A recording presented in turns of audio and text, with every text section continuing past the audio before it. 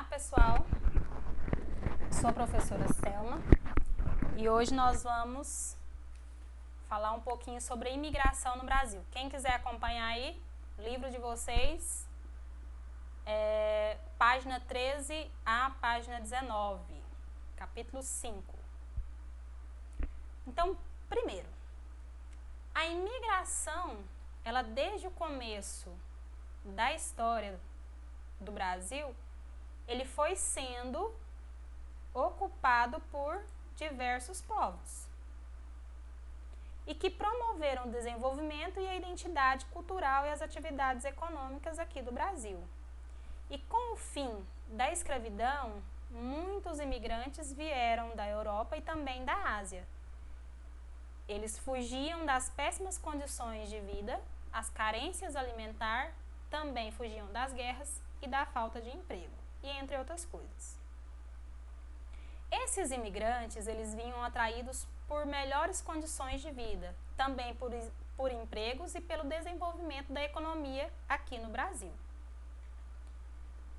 Os imigrantes europeus e asiáticos, eles contribuíram para o desenvolvimento das atividades agropecuárias, principalmente com as novas técnicas agrícolas que eles usavam.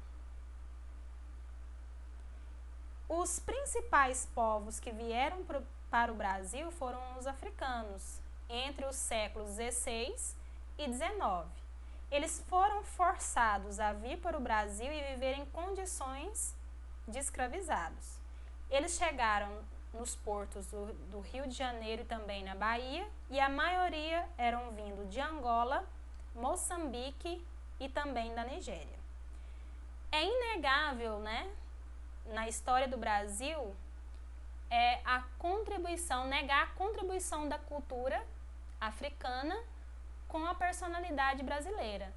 Então aqui eu coloquei para vocês algumas das contribuições culturais que até hoje é muito marcante no Brasil, como o samba,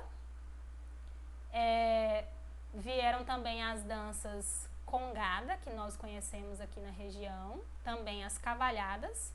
Nós temos a culinária também, que é muito forte, que é o leite de coco, a pimenta malagueta, milho, feijão preto, a mandioca, as castanhas, as ervas. E também nós temos as religiões da Umbanda e o Candomblé. Os africanos, eles enfrentavam duras condições de vida, sofrendo maus tratos. Eles viviam nas senzalas e eram também forçados a trabalhar em circunstâncias precárias. Já os alemães, eles chegaram por volta de 1848 a 1933 e vieram de diversas regiões da Alemanha e se instalaram principalmente na região sul do Brasil, que é o Paraná, Santa Catarina e o Rio Grande do Sul. Nesses locais, muitos formaram grupos homogêneos, por causa da concentração dos colonos da mesma origem étnicas, e eles trabalhavam nas propriedades de cafés. No meio urbano havia muitos artesãos e também os comerciantes. Aqui eu coloquei algumas características, né, que tem lá no sul ainda até hoje, a comida típica, as danças, os vestimentos, que foram herança desses alemães para o Brasil. Os espanhóis, eles chegaram no Brasil no período colonial. E de acordo com o Tratado de Tordesilhas, as terras que se encontravam no oeste dessa linha que dividia o Brasil, elas pertenciam à Espanha.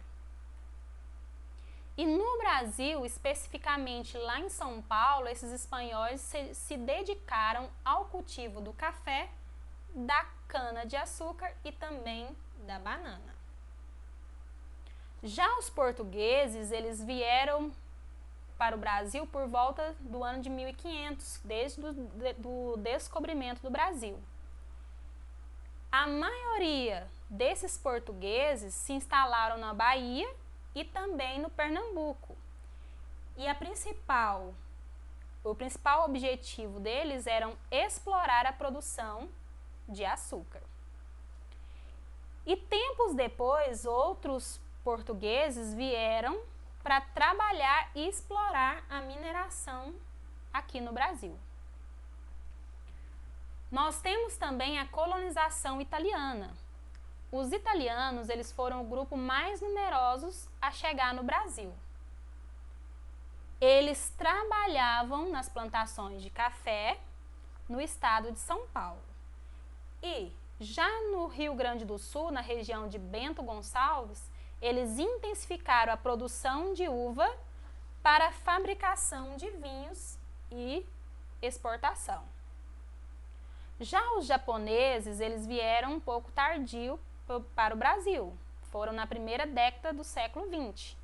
E a maioria permaneceram em São Paulo, que inicialmente eles trabalharam nas fazendas de café e mais tarde eles se dedicaram à construção de ferrovias e também no cultivo de hortaliças e frutas. Os japoneses que se instalaram na região norte, eles se dedicaram ao plantio da pimenta do reino e também da juta, que era a matéria-prima para fazer os sacos onde guardavam os café em grãos.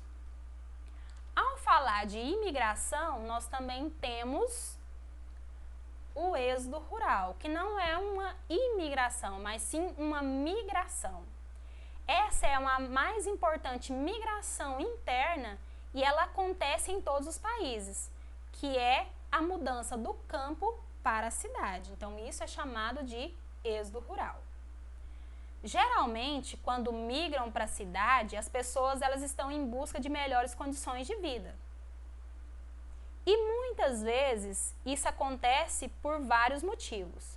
Uma delas é as dificuldades enfrentadas no trabalho no campo, como a baixa remuneração, a ausência dos serviços de luz elétrica, água encanada, falta de hospital, falta de escola.